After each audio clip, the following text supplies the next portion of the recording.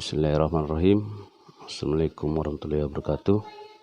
Dan selamat pagi. Jadi sebelum saya lanjut, saya sudah menyampaikan sedikit tentang masalah media belajar online ini. Kita seperti biasanya masuk di materi yang sudah kita bahas sebelumnya. Jadi untuk materi yang harus kita pahami sekarang yaitu adalah bagaimana memahami tentang masalah proses, tentang masalah gambaran umum, tentang masalah manajemen operasional. Dalam manajemen operasional, kemarin sudah kita bahas sedikit tentang masalah mengapa manajemen operasional penting dipelajari bagi kita selaku mahasiswa. Yang berikutnya saya lanjut tentang masalah materi. Apa saja yang dilakukan oleh manajer operasional dan lingkup tanggung jawabnya. Yang pertama yaitu adalah keputusan.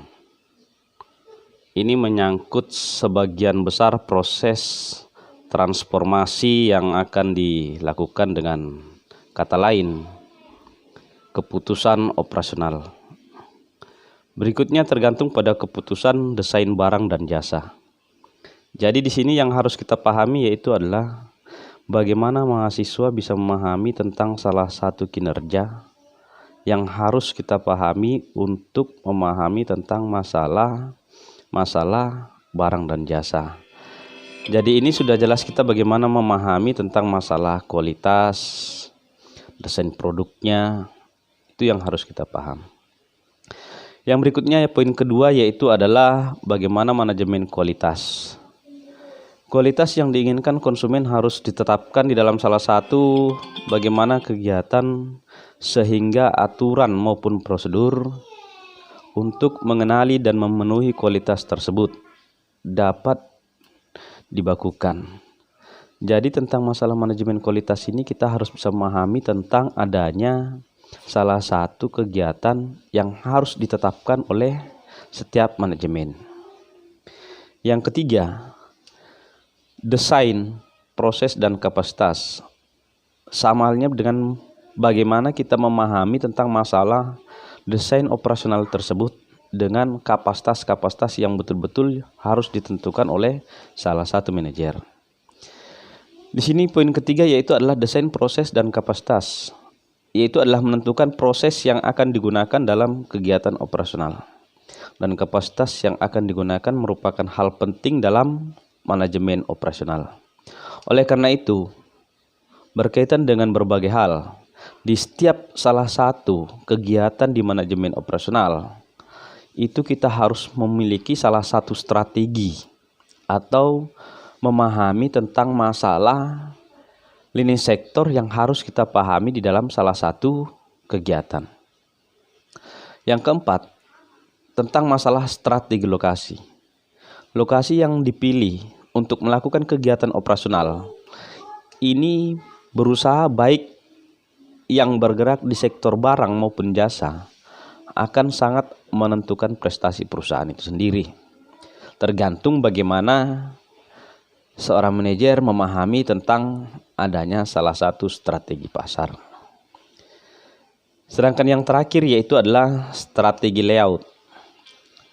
Strategi layout itu sudah jelas bagaimana memahami tentang masalah bagaimana kita melihat dampak dari efisiensi atau efektivitas kegiatan operasional itu sendiri. Jadi setiap kita melakukan salah satu strategi yang harus kita pahami tentang masalah strategi layout atau tata letak akan berdampak pada efisiensi dan efektivitas kegiatan operasional.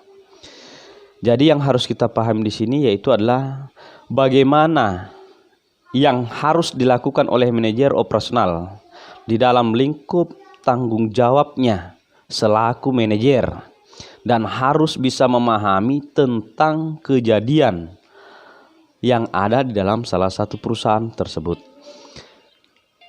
Maka daripada hal ini, saya menjelaskan tentang masalah apa peran yang dilakukan salah satu manajer di dalam salah satu manajer operasional itu.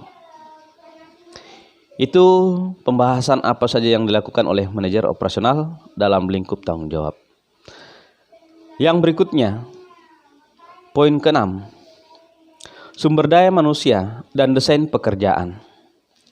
Karena tenaga kerja merupakan bagian integral dan paling penting dari seluruh input yang digunakan dalam perusahaan, maka keputusan yang berkaitan dengan hal ini adalah suatu yang paling penting di dalam salah satu SDM.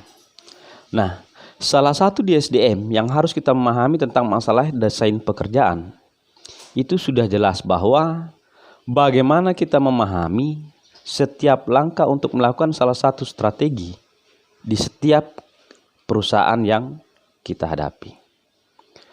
Untuk melakukan keputusan ini tentang masalah kaitan dengan suatu hal yang paling penting, yaitu adalah bagaimana perusahaan menyiapkan salah satu perekrutan karyawan dengan kapasitas yang dibudayakan.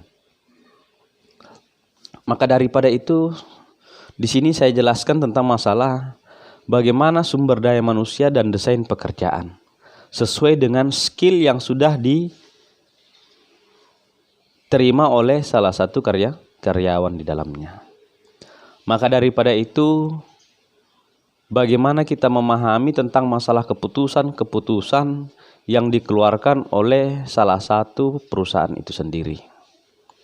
Itu poin ke-6, tentang masalah sumber daya manusia dan desain pekerjaan. Yang berikutnya tentang masalah poin ke-7. Poin ke-7 ini membahas tentang masalah manajemen rantai pasokan atau yang biasa disebut dengan supply chain management. Keputusan ini menjelaskan akan pentingnya integrasi antara perusahaan dengan pihak supplier maupun distributor. Karena adanya interdependensi, kita harus bisa memahami tentang masalah bagaimana kita menyuplai, bagaimana kita memahami tentang masalah rantai pasokan yang ada di dalam salah satu perusahaan tersebut. Nah, di dalam keputusan ini sudah dijelaskan tentang adanya pentingnya integrasi antara perusahaan dengan pihak supplier maupun distributor. Dengan adanya kontrak atau dengan adanya kerjasama antara supplier maupun distributor, itu supaya tidak ada terjadi lagi antara interdependensi yang harus dipahami oleh setiap perusahaan, apakah dalam bentuk supplier maupun distributor. Maka dari gambaran tersebut, manajemen rantai pasokan atau biasa yang disebut dengan supply chain management, itu sudah kita pahami tentang masalah bagaimana di poin ke-7 ini menjelaskan tentang masalah hubungan atau hubungan tentang masalah supply dengan distributor tersebut. Itu poin ke-7. Yang ke-8, manajemen persediaan atau keputusan ini penting untuk dipahami karena persediaan yang dapat akan menentukan efisiensi dan efektivitas perusahaan. Maka daripada itu, di dalam salah satu perusahaan harus menggambarkan tentang masalah bagaimana manajemen persediaan tersebut. Di dalam keputusan ini penting untuk dipahami karena setiap persediaan yang tepat akan menentukan efisiensi dan efektivitas salah satu perusahaan tersebut. Contoh misalnya, di dalam manajemen persediaan, itu kita harus bisa memahami tentang masalah stok. Yang mana yang dimaksud dengan stok di dalam salah satu kegiatan di dalam salah satu perusahaan. Itu salah satunya misalnya memberikan salah satu peluang di dalam salah satu sumber daya manusia atau memberikan kesempatan terhadap masyarakat yang ada di luar sana untuk menjadi atau bisa menjalin kerjasama untuk bisa masuk dan kerja di dalam salah satu perusahaan tersebut. Itu. Yang ke-9, penjadwalan atau keputusan tentang jadwal operasional merupakan hal yang kritis yang harus benar-benar dimengerti karena sangat menentukan sekali bagi perusahaan tersebut. Nah, untuk penjadwalan saya rasa kita sudah bisa memahami semua yang bagaimana yang dimaksud dengan penjadwalan. Keputusan tentang jadwal operasional merupakan hal kritis yang harus benar-benar dimengerti karena sangat menentukan sekali bagi perusahaan itu. Jadi tentang masalah bagaimana manajemen atau manajer itu harus bisa memahami tentang masalah operasional, kita harus tahu tentang masalah bagaimana memahami kondisi yang ada dalam salah satu perusahaan tersebut. Dan penjadwalan ini sudah jelas keputusan tentang jadwal bagaimana kita memahami tentang masalah kegiatan. Yang ke-10, pemeliharaan. Pemeliharaan ini atau biasa yang disebut dengan maintenance. Keputusan yang dibuat harus dengan sistem yang handal dan stabil. Maksud di sini kita sudah bisa membahaskan tentang masalah bagaimana kita memahami tentang masalah manajemen rantai pasokan tadi yang poin ke-7. Tentang masalah supply chain management. Jadi pemeliharaan ini sudah kita jelaskan tentang masalah bagaimana keputusan yang dibuat harus dengan sistem yang handal dan stabil. Jadi saya rasa untuk masalah bagaimana kita memahami apa saja yang harus dilakukan oleh manajer operasional di dalam lingkup tanggung jawabnya, itu ada 10 poin yang harus kita pahami tentang adanya pemeliharaan tersebut. Jadi bagi mahasiswa yang harusnya bisa memahami tentang masalah apa-apa saja yang harus dilakukan oleh manajer operasional di dalam lingkup tanggung jawabnya selaku pimpinan, selaku manajer, selaku direktur, itu sudah bisa memahami tentang masalah 10 poin tadi. Yang pertama tentang masalah desain barang dan jasa, manajemen kualitas, desain proses dan kapasitas, strategi lokasi, strategi layout, sumber daya manusia dan desain pekerjaan, manajemen rantai pasokan atau supply chain management, manajemen persediaan, penjadwalan, dan pemeliharaan. Itu saya rasa kita sudah bisa memahami tentang masalah apa saja yang dilakukan oleh manajer operasional. Yang berikutnya tentang masalah bidang kegiatan apa saja yang memerlukan keahlian manajemen operasional. Di dalam materi ini akan saya singgung sedikit, saya bahas sedikit, paling tidak ada 2 poin. Poin pertama dengan poin kedua tentang masalah manajer plan manager. Jadi di dalam salah satu plan manager menjelaskan tentang masalah manajemen pabrik termasuk keahlian di dalam bidang perencanaan produksi, manajemen pembelian, manajemen persediaan, termasuk pengelolaan karyawan di bagian operasional maupun di pengelolaan sumber daya. Nah, di dalam salah satu yang harus dipergunakan pabrik di dalam salah satu plan manager, bagaimana proses kerjanya tentang masalah kita harus memahami tentang masalah kegiatan apa saja yang perlu kita lakukan di dalam salah satu keahlian di manajemen operasional itu sendiri. Yang kedua, tentang masalah direktur pembelian atau director of purchasing, yang bagaimana memahami tentang masalah mengenai fungsi pembelian, kemampuan menelah program penjualan, mengintegrasikan atau membuat keterkaitan dari supplier sampai distributor.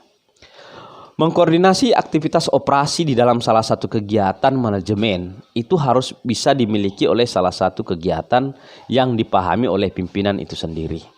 Jadi saran saya untuk materi ini yaitu adalah bagaimana selaku mahasiswa kita bisa memahami tentang apa saja yang harus dilakukan oleh salah satu manajer atau pimpinan. Nah, di sini kita harus bisa memahami tentang masalah bagaimana keahlian setiap manajer di dalam salah satu perusahaan itu sendiri. Jadi cukup ini saya dulu. Mungkin ada yang ditanyakan untuk pertemuan kali ini. Jadi kalau ada yang mau ditanyakan bisa komen, saya kasih waktu 5 menit. Nanti kita diskusikan di dalam forum grup WA saya ini. Jadi mungkin sampai di sini dulu langkah atau pertemuan yang saya dapat sampaikan atau saya jelaskan. Pertemuan berikutnya baru kita lanjut. Nanti ada kuis atau pertanyaan yang saya buatkan untuk mahasiswa semua. Jadi tinggal standby di depan HP Androidnya masing-masing. Jadi sebentar saya acak namanya mulai dari yang awal sampai terakhir, itu akan saya sebut namanya, saya posting namanya di dalam grup forum WhatsApp kelas 18 KU1. Saya kasih waktu 5 menit untuk bagaimana Anda memahami materi ini. Jadi sebentar saya kasih pertanyaan dan satu orang saya acak namanya untuk menjawab berdasarkan suaranya masing-masing. Oke, saya rasa mungkin sampai di sini dulu pertemuan pertama kita. Kurang lebihnya mohon dimaafkan. Saya akhiri dengan ucapan billahi wasabil haq fastabiqul khairat. Assalamualaikum warahmatullahi wabarakatuh. Terima kasih.